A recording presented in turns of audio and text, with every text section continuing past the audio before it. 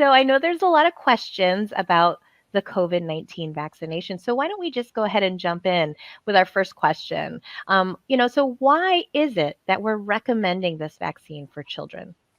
I think there's many, many things we need to consider. First and foremost, I think a lot of people think that the COVID infection is very mild in kids, so we don't need to protect them with the vaccine. But in reality, in some kids, it is very significant. The 5 to 11-year age group in particular that was just authorized to get the vaccine is the highest risk group for the MIS-C. Which is multi-system inflammatory disease in children. And that ends a lot of kids in the hospital. Certainly, most kids do very, very well, but we do not know which ones will have the need for hospitalization or which ones will have more significant just long-term effects. I'm sorry, my voice is going and it hasn't been bad all day. I'm going to take a drink here. I'm so sorry about that. But anyway, they most of the time do fine, but some kids have a significant amount of long-term effects. It could be chronic fatigue, it could be shortness of breath, it could be lack of smell or taste, which then affects their nutrition.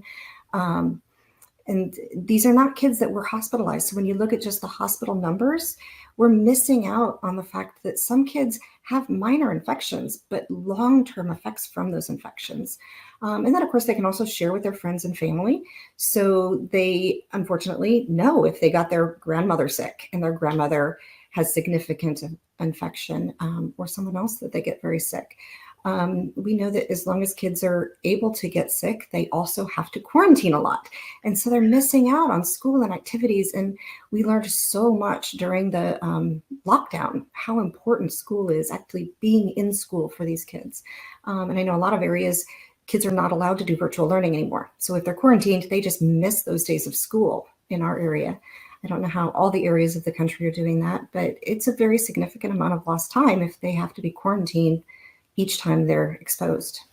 Right. And that is so true. I mean, kids with thinking and learning differences, being in person is the best option for them. And I think for many of us who are trying to balance teacher hat plus working hat and everybody in the house, I mean, I think we just know that kids thrive in school and we need to keep them in school as much as possible.